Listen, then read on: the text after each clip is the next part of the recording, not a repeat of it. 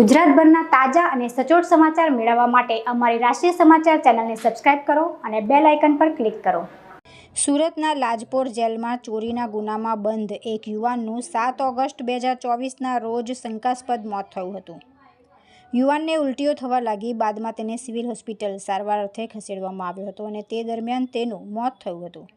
યુવાનના મોતના પગલે પરિવારજનોએ પોલીસ પર ગંભીર આક્ષેપ લગાવ્યા હતા અને ફોરેન્સિક પીએમની માંગ કરી હતી। ત્યારે આજે પોલીસે જણાવ્યું હતું કે પેનલ પીએમ કરતા ડોક્ટરોએ મૌખિક જણાવ્યું હતું કે કમળાની અસર થઈ હોવાથી મોત થયાનું અનુમાન છે।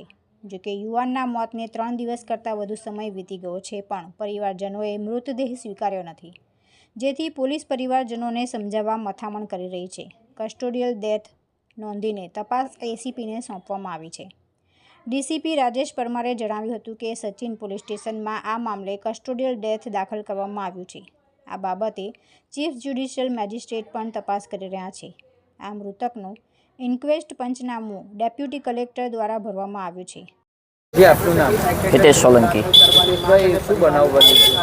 બનાવ બનવામાં પ્રાથમિક માહિતી અમારા પાસે જે આવી હતી એ પ્રમાણે અમે અમારા વિસ્તારમાંથી આવ્યા છીએ અને અમે આજે જેલે લાજપોર જ્યારે સીસીટીવી કેમેરા ચેક કરવા માટે ગયેલા, ત્યારે સીસીટીવી ચેક કરતાં ભરતવાળા જે ભરૂચ પોલીસ સ્ટેશનથી અહીંયા મૂકવામાં આવેલ, ત્યારે જે જેલ એન્ટ્રી કરે છે એ સુરક્ષિત અને એવું લાગે છે કે એ સ્વચ્છ છે।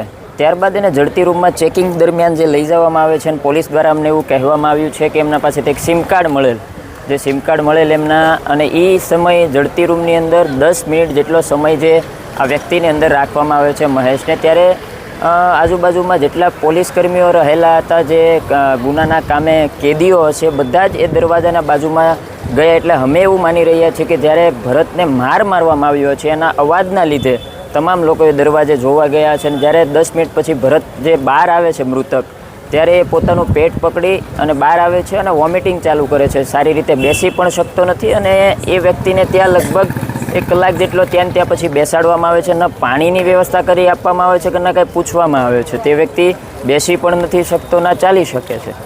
આવી હાલત અમે સીસીટીવી કેમેરામાં જોઈ છે। ત્યાર પછી એને આ પૂરી રાત એ તડપીને કાઢે છે, એ પણ અમે સીસીટીવી જોયા છે। આફ્ટર જે રૂમ કહેવાય એમાં રાખીને બીજા દિવસે સવારમાં એ ચાલીને રસ્તા પર પડી જાય છે અને ત્યાં એ પડી જાય છે, બેસી જાય છે, ત્યારે એક કેદી સાયકલ લઈને નીકળે છે, એને જોવે છે અને ત્યારબાદ એ સાયકલ સાઈડમાં મૂકી એને સ્ટ્રેચર લઈ અને એને હોસ્પિટલ લઈ જાય છે। જે હોસ્પિટલની અંદર 2 કલાક જેવી સારવાર ચાલે છે અને ત્યારે એ જે રિટર્ન આવે છે સારવાર દરમિયાન, ત્યારે એ મૃત હોય એવી હાલત અમે સીસીટીવી કેમેરામાં જોઈ છે। અમારી અત્યારે એક જ માંગ છે કે અમે જે મૃતક છે એની બોડી અહીંયા રહેવા દઈશું જ્યાં સુધી આ જેલની અંદર જે આરોપી છે, જેણે એને માર્યો છે, જે અધિકારીઓ સામે એફઆઈઆર નહીં થાય જ્યાં સુધી અને યોગ્ય ન્યાય નહીં મળે ત્યાં સુધી અમે આ બોડી અહીંયાથી લેવાના નથી। આ બાબતે સીટની રચના કરી એસીપી સહિતના તપાસ કરી રહ્યા છે। સંપૂર્ણ નિષ્પક્ષ અને જે સત્ય હશે તે પ્રમાણે જ કાર્યવાહી કરીશું। તુલસી શર્મા સાથે રાષ્ટ્રીય સમાચાર, સુરત।